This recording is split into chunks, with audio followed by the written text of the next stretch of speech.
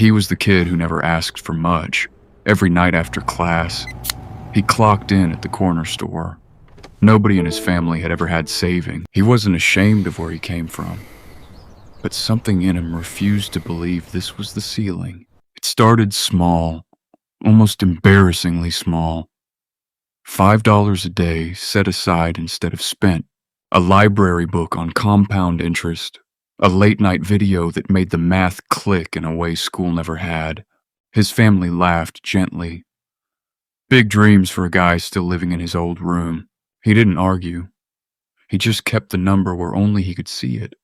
Months passed. The number grew. Slowly. Painfully slowly. Some weeks it barely moved at all. He watched friends buy new phones, new shoes. Weekend trips he skipped. His family started noticing the pattern before they understood the purpose. "Why don't you ever spend on yourself?" his mother asked one night, not unkindly, just confused. He didn't have an answer that would make sense to them yet, so he said nothing and kept going.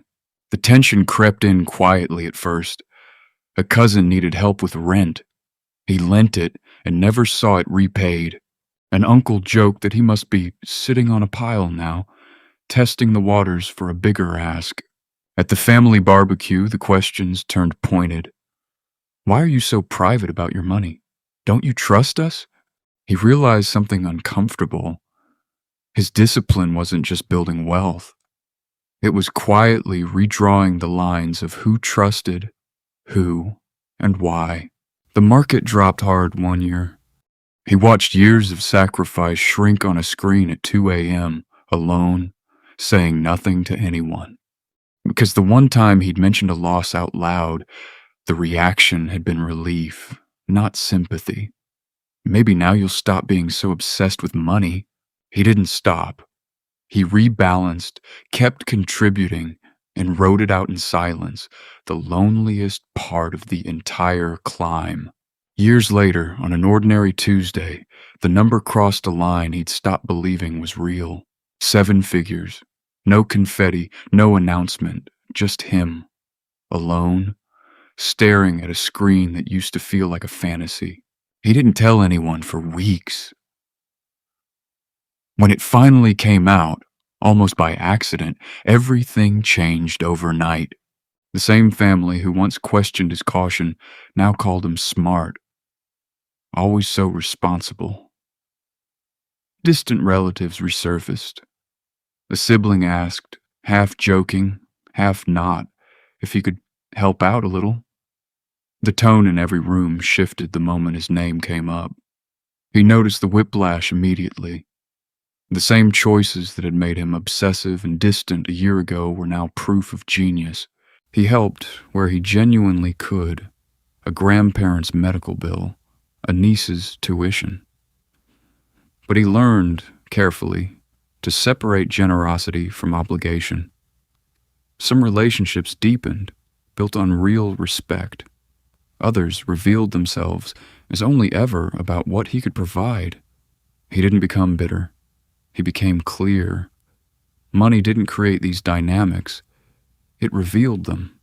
The same family that doubted the sacrifice were often the first to celebrate the result. Without ever understanding the years of invisible discipline in between. The real wealth wasn't the number on the screen. It was learning, finally, exactly who had been in his corner all along, and who had only shown up once there was something to gain. He upgraded his life carefully, never flashy, always deliberate. Not because he couldn't afford more, but because he remembered exactly what patience had cost him. He started teaching what he'd learned. Quietly, without lecturing.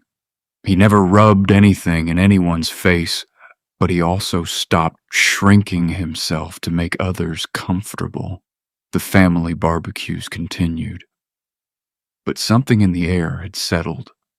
He kept the same small habits, the $5 a day, the quiet discipline, because that was never really about the money. It was about becoming someone who could stand steady no matter which way the family wind blew. And in the end, that steadiness was the real inheritance he passed down. Years passed, and the family gatherings changed shape. The uncle who once tested the waters now simply asked how he was doing. Nothing more. The cousin who never repaid him eventually did, in his own time, in his own way. Not everyone found their way back, and he made a peace with that too. The mother who once asked why he never spent on himself finally understood and told him she was proud. He looked back at the version of himself who started with $5 a day. He didn't need anyone's validation to know it had been worth it.